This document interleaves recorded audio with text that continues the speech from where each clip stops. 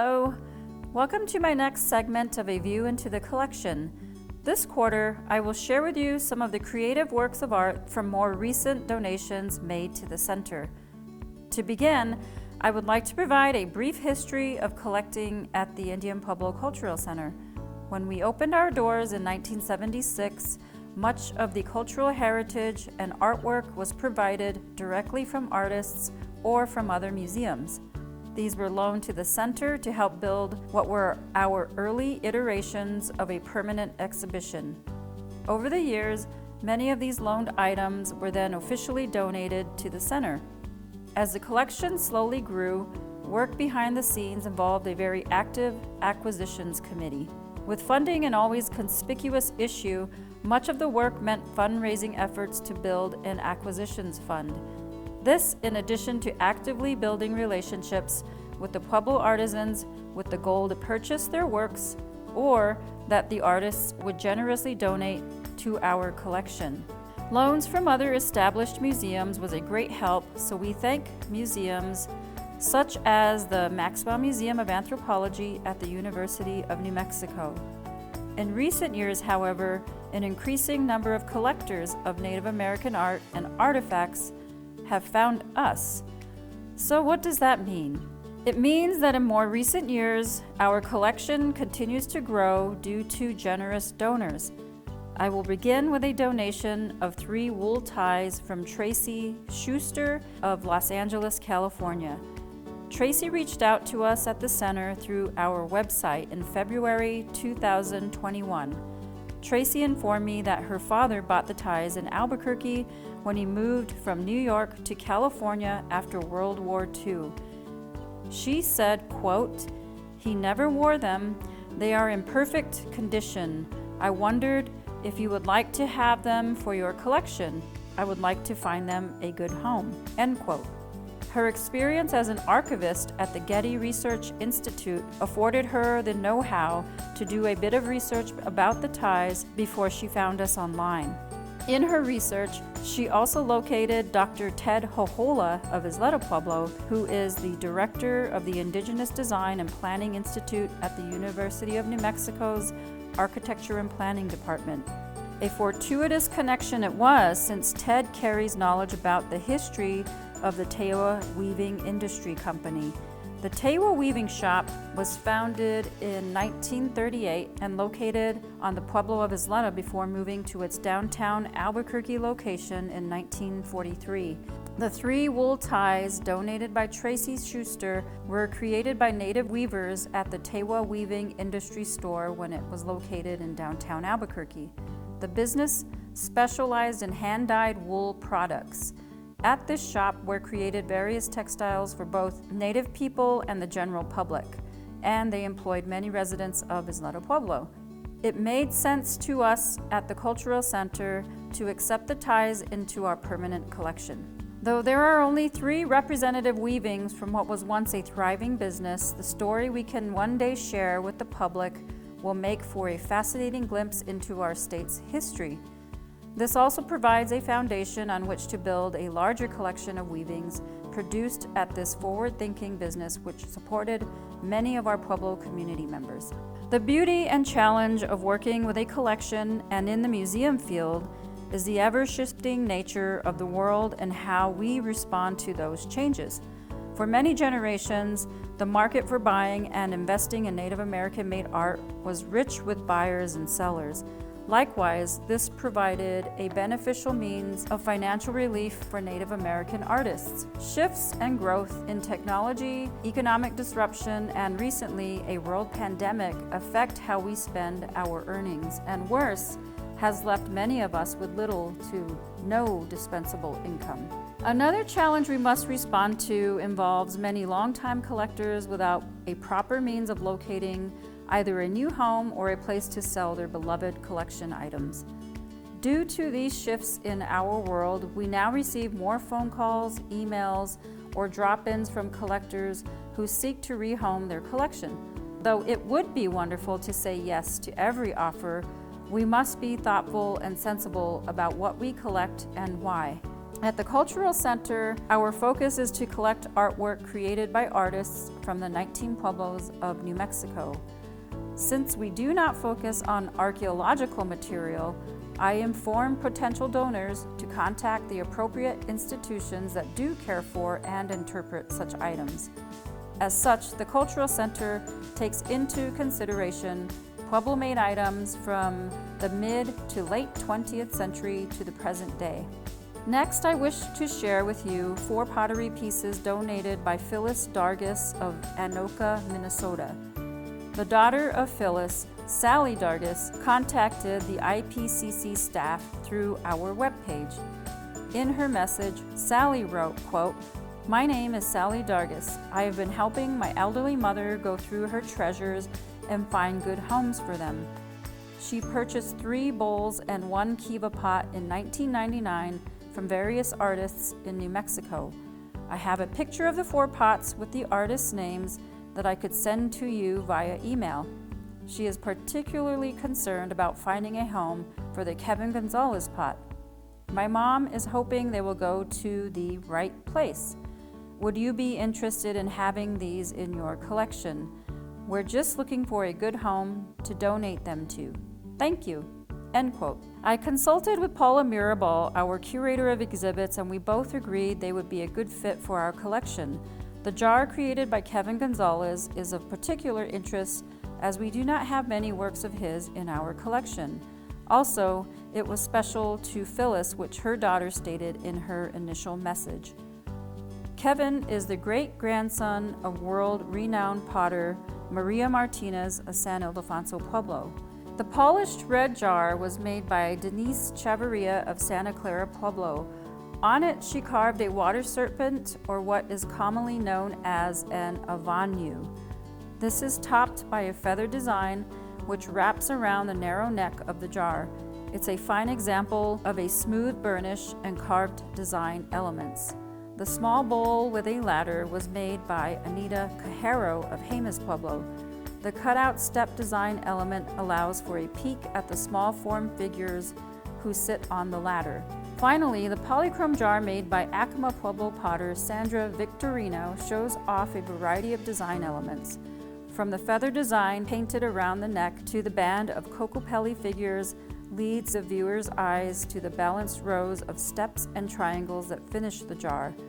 The 4 pottery wares are great examples of the particular Pueblo from which they originate, and I love that Phyllis was drawn to each of them, and now we assume the responsibility to care for, interpret, and exhibit them for our visitors. The next grouping of Pueblo pottery pieces arrived from Las Cruces, New Mexico. The donors, Ann McCullough and Eric Richardson, contacted me in 2018 to inform me about the possibility of donating some of the pottery collected by Ann's parents. Mac and Lynette McCullough started collecting in 1945. At the end of 2021, Ann reached out again, and we met here in the collections processing room to take a closer look at the pottery. In total, 17 pottery pieces were accepted. However, I am sharing about 10 of them. From what Ann shared with me, her parents were looking to collect pottery from each of the 19 pueblos. So what I'm sharing here are works from the northern pueblos and those located west of Albuquerque. Represented are the pueblos of Taos, Nambe, Santa Clara, San Ildefonso, Okeowinge, Acoma, Jemez, and Cochiti. Again, the depth of pottery types, designs, clay, and slips utilized by our Pueblo potters are all well represented in the McCullough collection. The golden, shiny micaceous bowls and jars of the northern pueblos, the multicolored slips or polychrome vessels of Acoma and Jemez, to the shiny, high-burnished black-on-black pieces from the pueblos of Santa Clara and San Ildefonso. All of these combined provide a quick view of the natural materials available to each Pueblo potter, as well as a glimpse into the individual potter's creative mind. The placement of a sculptural element on the exterior of a bowl, or the fine, wavy lip of the black-on-black vase. I never tire of the fascinating design elements added to each vessel. On to our last collection donation. This particular donation came to us from the estate of Linda Fisk of San Diego, California. Linda Fisk placed the Indian Pueblo Cultural Center in her last will and testament, though not unusual, is not very common. In her will, she stated that we were to receive her collection of Zuni and Navajo fetishes, beaded Zuni dolls and other beaded items, and her Native American baskets, pottery, and jewelry. To start, I chose 3 necklaces from the Fisk collection. Each was carefully handcrafted by jewelers from Santo Domingo, Pueblo. Santo Domingo jewelers are known for their finely crafted beads known as hishi. The process is quite involved and takes time. I chose 2 finely crafted hishi necklaces. One is made with olivella and white shells, and the light orange necklace is made with melon shell. The uniformity in diameter is highly sought after and fetch a good amount of money, which is expected. The melon shell pendant boasts a beautifully inlaid detail of small square turquoise stones. The simplicity of design, along with the pop of color, makes this necklace stand out from others. The 5-strand hishi necklace is no less a work of concentrated labor and attention to detail. Next are selections from the pottery of the Linda Fisk Estate collection. The first is a drummer figure made by Seferina Ortiz of Cochiti, Pueblo. In Fisk's notebooks, she wrote, quote, "Purchased by Fisk at Seferina's home in 1971 for $20, end quote. This tells me that Linda Fisk also traveled to New Mexico and likely built relationships with many of the artists from whom she purchased artwork. I want to point out that Linda Fisk kept exceptionally detailed information about most of the art she purchased over the years. With her donation came 6 binders of information, some of which included photographs, receipts, handwritten details about the item purchased, where she bought it, and how much she paid. I cannot express how helpful this sort of detailed information is to our goal to capture as much contextual detail about material donated to the center. The other pottery pieces I selected show another variety of forms, clay types, and what appealed to Linda Fisk.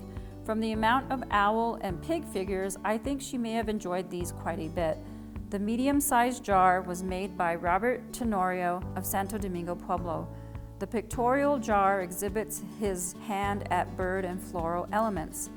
It would be an understatement to say that Linda Fisk's collection is extensive. From pottery to jewelry, and now the small stone-carved fetishes created by Zuni Pueblo carvers. There are nearly 60 carvings in the collection, and they are still in need of storage mounts. The tray seen here gives one an idea of the variety of stones and shell, choice of animal depicted, and the individual carver's artistic signature. Many of these small carvings carry blessings and strengths of the animal represented. For example, the frogs characterize the importance of water and a call for rain. Bears are known for their strength and healing. Fetishes sold today are more correctly referred to as carvings, as they have not been blessed by medicine men.